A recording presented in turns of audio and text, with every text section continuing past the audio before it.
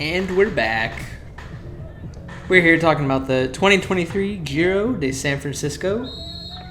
This is the 4-5 race, and we are underway. Pretty big race for us here in the NorCal scene. 75 riders, totally full field for this race. I love this race. I love this race because I can ride my bike to this race. I just put a backpack on and came over from my house. How amazing is that? And promptly got a flat right before this race started and had to frantically change it and put it in, as any ride through the city should begin and end with a flat. So, either way, we're underway. We're on the course. We're doing our thing. This course is not super technical. It's pretty easy to deal with. The worst part is some broken up pavement that creates some problems during the race. I think on my last video last year I talked about how the drivetrain on your bike needs to be managed when pedaling through these bumpy corners. And this year I noticed more, actually you need to really mind your front wheel on this back straightaway, because there was some crappy pavement and people would deviate from their line pretty quickly in order to avoid these kind of gutters in the middle of the road that if your wheel got caught in would be probably pretty bad. So a little bit spooky because that's the fastest part of the course, and you have people that are kind of quickly moving 1 or 2 bike widths over. But yeah, this is here we are. I'm here with my team Dolce Vita. We've got myself and 4 others in the race, 4 or 5 others in the race, and there's a couple of teams that are highly represented. Super Sprinkles was one of them. They came out super strong. Palo Alto, or Alto Velo, Alto Velo was here. San Jose Bike was here.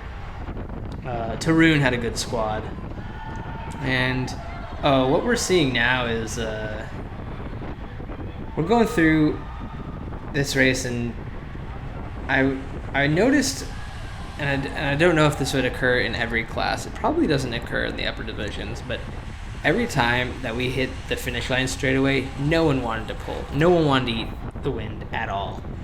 And the result was there were a lot of attacks thrown from there. So any time that we came around on that finish line, and whatever group there was of 2 or 3 maybe at the front, they would sit in the wind, they'd not want to pedal along that straightaway, and inevitably someone would come up on the left or the right side. Now, I've been doing more of the fast-paced group rides around San Francisco, and the frequency of this, and then of doing those rides, and then seeing what happens when it slows down and seeing the attacks come, has really been beneficial in my own riding, in that I can recognize when it's too slow. As soon as it goes too slow in my head, I'm like, oh, this is too slow. There's going to be an attack. And either I'm in the right position or I'm in the wrong position to react to that attack. But through the really faster paced group rides that take place in SF or around SF, a little north of San Francisco, through doing those, I now have a little bit more of a spidey sense about me to be able to look around and say, this is not gonna maintain, this isn't gonna continue the way it is. Things will shuffle, and this is kind of what you're seeing. Here it is again. People in the front, I'm doing 110 watts. We're doing 24 miles an hour, and it's just not fast enough. So on both sides, you're gonna have people moving up and taking that opportunity and taking that draft in and then pulling out. So I don't know if that's going to happen in every class, but pretty sure in the 4-5s it's going to happen quite regularly. Nobody wants to be eating the wind. The teams are there and strong, but not super strong, to be able to just plow through that lap after lap and keep the pace high and kind of keep everyone at bay. So as you can see, I've got my teammates in front of me. There's Massimo, Jeff, and Pierre. So talk a little bit more on it later, but I was really happy with how we raced as a team this race. Let's talk a little bit about like areas that you can make up free positions on this course. One of those areas is this back straight. You do have to be careful because of the aforementioned like potholes and like little gutters and things like that, and people kind of move their bikes around. But I had a lot of success taking the curb, riding on the gutter side. Now, it's a little bit dangerous. You can get pinched. You really have to mind your front wheel. But if you do see the slot open, or if it isn't totally blocked off, you can get free places. Like, you can do 200, less than, maybe high 200s, less than 300 watts, and fly past 8 people. It's pretty cool. And then, oh, here we go. So this is my mid-race. I burned probably a big match here, doing like 1100 watts. Things got slow on the front again, as they did every lap, and I saw a move go. It had a San Jose in it. It had an unaffiliated rider. I think it's JC. My Tarun went as well, and myself. Now I was hoping that Alto Velo or a Sprinkles rider was on me as well at this point, and that maybe we could roll away with the teams that were represented. I quickly saw that the speed kind of started getting taken out of our group of 4 or 5. I went to the front to try and keep it high enough, but it was not high. The speed was not high enough. And we see this unattached rider attack, real big attack off the front. I'm sitting at the front of the peloton. I'm not gonna pull that back, or like counter it from the front. So I cut forward a bit here, but we rolled for a while, and I just did like a high tempo and started pulling them back in. And right as I do pull them back in, what happens? Well, things slow up, someone gets caught, and bam. Along the inside, there goes the next attack. And this one I did chase from the front. This one had Eugene in it, as well as a San Jose Bikes rider. And maybe I'm fishing a little too hard for a move here, but I really want to get in a move with 4 to 5 riders and try to stay away and not do a bunch sprint if possible. I'd rather reduce the numbers, roll through and have a bit harder of a race physically to the end, but then not be competing with a group of 30, let's say.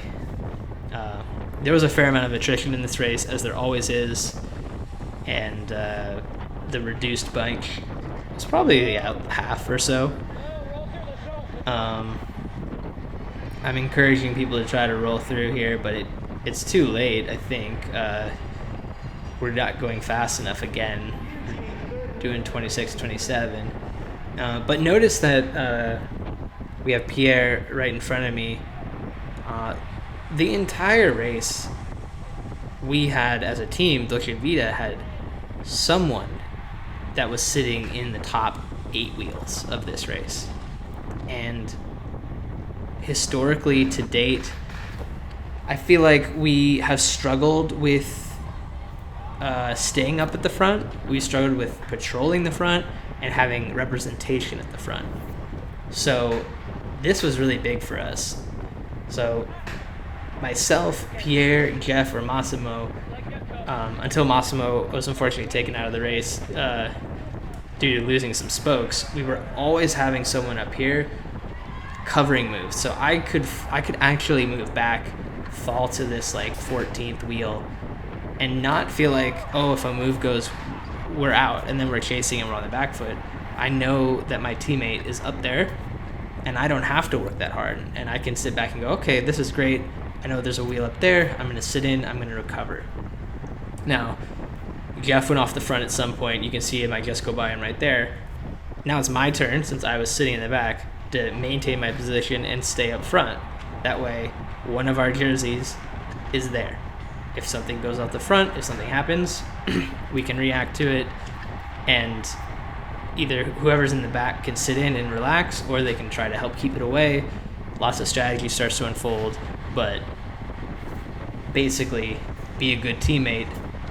And if you see someone who's on your team coming off the front who had done a lot of work, put in a little work yourself, stay up there, stay in that good positioning for your team. The Alto Velo attacks, they came numerous times, and this Alto Velo has a great track record for putting really strong riders into these Cat 4 or 5 races. I don't know if they just have like a lot of riders who are coming through the ranks or getting strong and don't have upgrade points, or they're just like triathletes that are super strong that they're like, I'll try crit racing, and then they have like, they bring their high 300 FTPs, their 5 watt per kilo to the table, and they're like, oh, I guess this is great, this is not that hard. Either way, the first attack went, and I didn't go with it, and then here's another one. And this one I did feel was threatening. It is later in the race. We're 30 some odd minutes into the race at this point. We've been cutting forward fast. And I felt like this was the time to go. So I see Eugene hesitate. I see the other Alto rider hesitate. Of course, he's not going to chase that wheel. And I decided to punch it and try to bridge across. I look back. There was no one with me here. So it was just me. It was this Alto rider and myself. Now, Alto doesn't have huge numbers. My team has, I would say, pretty good numbers, considering, other than Super Sprinkles, which had like a ton of people in it. Myself and Dolce had good numbers to keep things away. So I got onto his rear wheel, and I was feeling a little burnt from the effort. I kind of pleaded with him. I said, "Hey, give me 10, and I'll get on and we'll start rolling again." And I made good on my offer here. As soon as we passed through that finish line, I take over at the front and I start putting in a threshold level dig to try and keep us away. That's what I want. I want to keep us away ideally, and I would love to roll through as 2 and be able to take these choice lines, maintain speed, and not have to deal with the pack, right?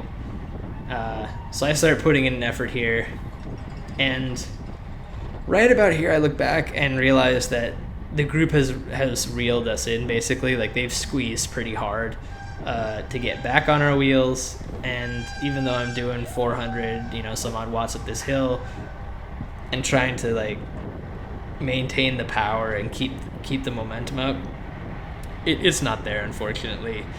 And so ultimately I roll off the gas, and I kind of have to make the judgment call that now is not the time. So we'll have to do it, and we'll go again later, right? That's the idea. So I'm still on the front here, and I'm not burning any matches. I'm trying to,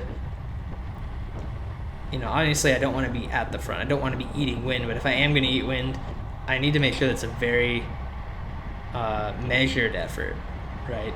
That's the goal. Measured effort if I am going to eat the wind.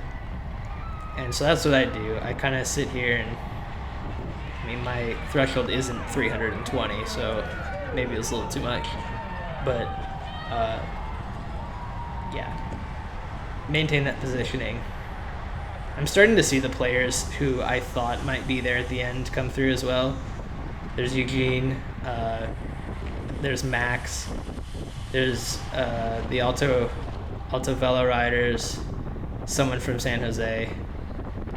And again, this looks really good, right? From a team perspective, it's like, hey, the 4 major teams are represented, and there's a couple of unaffiliated riders. And that attack right there, that's really searing attack. We're on 2 laps to go, and this young gun just blasts it up this hill. And without him being attached to a team, I decided to let it go. I thought, oh man, I think this race is going to get faster in the last 2 laps, quite fast. Is it really going to be able to stick? And now we're rolling through on Bell Lap. There is that rider still out, just dangling off the front, and we haven't caught them. youngster, I think he's 15, really put in a well-timed move and has a chance at kind of staying away, and it looks pretty good at this point, right? I'm not really thinking about him right now. I don't want to be the guy to pull him back and then get burned in the end with a bunch of individuals with fresh legs. So I'm trying to kind of stay in the wheels as much as possible. I see this other unaffiliated rider blast it, and I decide it's time to go and really put in an effort. I'm glad I did. I thought that my effort would put me farther forward than it did, but it just allowed me to maintain my position. I thought, I'm going to blast it here and like really, shadow the field a little bit and get moving forward, and look what's happening. I'm getting swarmed here. We're going into the final 2 corners. This is super critical right here. I make a good move. I use the gutter again. And now, right here I hesitate. I really wish I had gotten onto Eugene or the Alto Velo rider's wheel there. I think I could have done it. I needed to be more assertive and more decisive. I hesitated. I did move into the pocket, which helped get me to where I am now, sitting like, 7th wheel. But if I had just been a little bit more committed there, I would be sitting right on either Eugene or the Alto Velo rider's wheel and in position to win this thing. So I put in a dig and go for the sprint, and the youngster took home the win off the front. Incredible ride for him. I was able to take 5th place. Probably should have opened my sprint a little earlier. I carried a lot more speed through than the other riders. I think if I had opened it up a little earlier, I could have maybe squeaked in for 4th. But at the end of the day, it's about positioning and taking those opportunities. And if I had moved up on that outside, asserted myself a little more, put myself in there on those wheels, maybe 1 or 2 more wheels up in the straightaway, it would have resulted in me being in a way better spot for the sprint. So there you have it, Giro SF. It was a great race, super fun. Yeah. I hope to come out and do it again next year. Shout out to everyone who volunteered. Thank you so much for your support for the community. It means it's the difference between doing bike races and not doing bike races, or having bike races and not having bike races. Velo promo, volunteer, help those guys out. They need all the help they can get. Until the next one, cheers. This might be my last race in the 4s. I've got a lot of upgrade points, and I've told USA Cycling I'd like to move up. So next one might be a Cat 3 race.